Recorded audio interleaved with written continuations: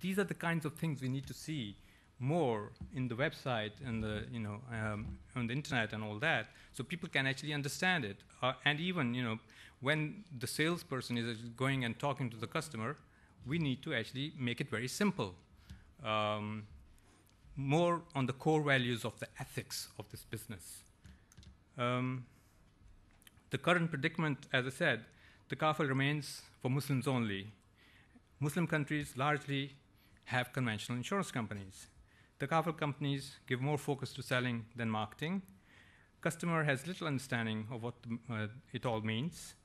There's too much emphasis on the concepts, little effort to ensure the practicality of how we actually get these concepts to work. Shortcuts in the name of Zarura. Reinsurance companies are getting the business, and there are huge issues, I think, for the TAKAFUL companies.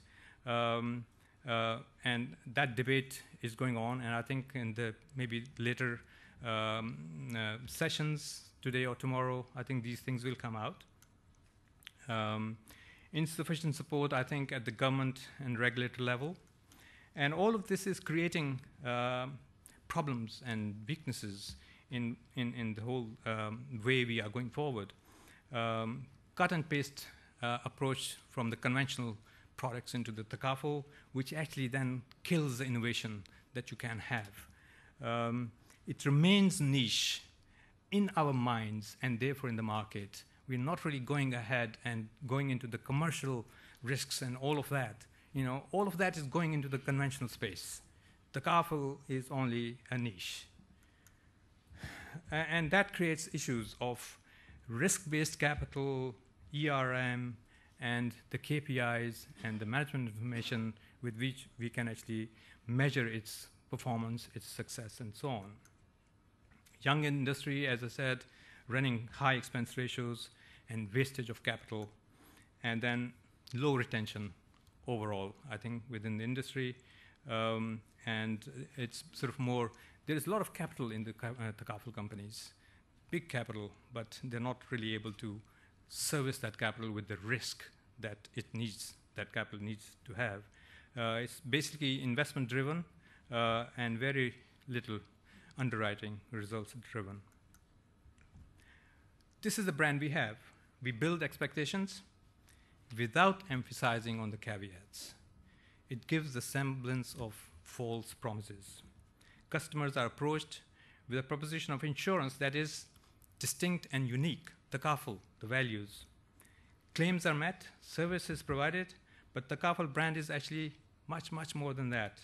Adherence with the value chain of TAKAFUL, which I'll come just in a minute, and the products, if we don't have that difference, then what we are selling is really nothing more than insurance, conventional insurance.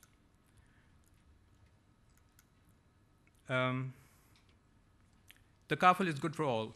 I mean, that's really where I would like to see us. The brand of TAKAFUL, I would like to see this as the people, planet, profit brand, all in balance, all to do with providing the protection for the people, the environment, the society, and it's profitable. It should be profitable to the people who are actually bringing the capital into this whole equation. So it is about the stakeholders, all of these stakeholders who are like a part of a community benefiting for the mutual and cooperative system. TAKAFUL is not proprietary. TAKAFUL is not mutual. It is actually a combination of the two. It enables the channeling, I think we all know really all these things, channeling the wealth and capital with social conscience and responsibility. A system built on principles of equity, justice, fair play, big words, but do we really actually, how do we actually get them to be felt, live through these? Then we have this, the rights of the stakeholders, which are clearly defined, transparent, and the company is a manager and so on. The system utilizes wealth to generate economic activity. into the socially responsible ways, eco-friendly ways, and encouraging the use of money with commensurate risk and reward.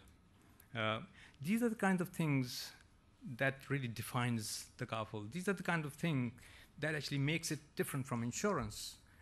It's much more interesting, but it is only sort of within us, the practitioners. It's not out there with the customers. How do we reach that level?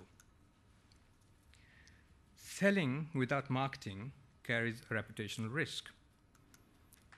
This is what we have. Selling, we have done much, much better in terms of, the top line targets to be met, service to be provided. I think some companies are reaching good standards, meeting the competitive needs, pricing and so on, and paying the claims. And marketing is all to do about having a product development team, having a sales team, and a contract with an advertising agency. And that's it. That's the marketing we have. But what about all these other things? The social goodness, the equity, justice, and fair play, all these things, tangibility of the cooperation, ethical investment, surplus, which is not really a right, but it's a byproduct of the system. All these things, these are the things which should be part of that marketing. The CEOs, the CMO, which is not the medical officer, but the marketing officer, chief marketing officer, and the board itself. These are the people who actually need to sort of bring these things up, out into the open, at the customer level. And that carries reputation risk. There are sort of various things I think I've already covered, but I think the number 4 is really the staff, the people who are working in a TAKAFUL company should also be part of this whole equation of bringing the goodness of TAKAFUL. They need to first understand that. Only then they can go out and project the value in a correct way. The second one is, as I said, universality of the TAKAFUL system. Why should, if the principles are good for one community, why should it not be good for all the communities? We don't need to sort of say it is for Muslims only. And our material, the publications, the internet, the websites and everything, they should all be sort of saying that.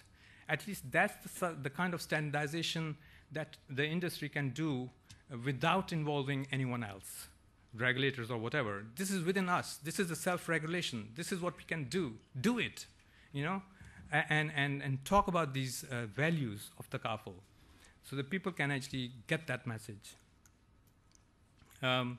Lack of enabling conditions, and this is where the entrepreneurs come. Why should anyone bring their money into this system without having adequate returns? But we are talking about the Sharia principles, so there has to be a social conscience with the capital that you're putting in. There are sort of certain rules behind that. So, we need to actually take these impediments away so that the shareholders can get decent returns instead of sort of thinking, why have I really invested in this? And think of all the sort of publicly quoted companies where anyone can go and invest in a TAKAFUL company. If they're not going to get the dividends and the returns, they will not then really be interested in this kind of setup, TAKAFUL companies. Not good returns? Well, it's not for me to invest.